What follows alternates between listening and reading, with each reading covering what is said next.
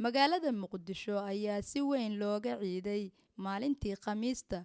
Boqolaal dadweyne ah ayaa salaadii ciidda ku oogay masaajida iyo barxadaha waaweyn ee magaalada. Kumanaan dadka ku dhaqan caasimadda Soomaaliya ayaa isugu soo baxay wadooyinka magaalada Muqdisho, kuwaasi oo wajiyadooda aad ka dheehanaysid farxadda ciidda. Sidoo kale, goobaha loo dalxiiska tago waxaa buux dhaafiyay waalidiin carruurtooda gacmaha haysta, kuwaas oo ka qayb qaadanayay farxadda maalinta weyn ee Ciidul Fidriga. Dadka ayaa isugu hambalyeynayay ciidda. Qaar ka mid ah dadka u soo dalxiiska tegay goobaha dalxiiska oo la hadlay Raja TV ayaa uga warramay dareenkooda ku aadan maalinta ciidda iyo waxa ay uga duwan tahay ciidani ciidihii hore. magacaygu waa Cabdishiid Xuseen Maxamuud. waxaan ka soo ciidaystay xaafadda Carafaad. waxaan ku suganahay degmada Yaqshiid. iminka waxaan ku suganahay xaafadda Daarusalaam, gaar ahaan beerta Daarusalaam loo soo ciidaysto. waxaan leeyahay ciidun saciida taqabbal Allahu minna wa minkum saalihal a'maal insha Allah. asxaabtaada kan ka salaan. asxaabteeda waxaan salaamaa dhammaan ummadda muslimiinta. waxaan leeyahay ciidun saciida, ciidun mubaaraka insha Allah. ciidii hore ciidan maxaa farqi u dhaxay? wallaahi ciidii hore ciidan farqi weyn u dhaxeeya. inkastoo dhammaan waxa waaye muslimiinta ay wada ciidayaan oo waxa dabar balama aysan jirinin, laakiin waxaa dareemayay hadda maanta farxad dadka dhan waa wada faraxsan yihiin. waa la wada ciidaa. beerta saa dareemay hadda waa mashquul. marka waxaan dareemaynaa farxad aad u sarreeyda. marka maasha Allah.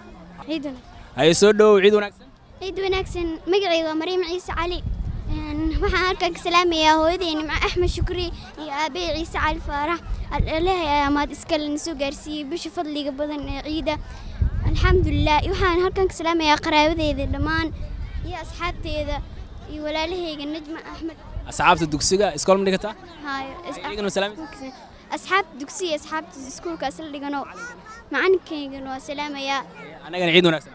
ciid wanaagsan. Walaashay adigoo ku bilaabaya magacaaga iyo halka aad ka soo dalxiis timid ee ku soo dhawow Raja TV.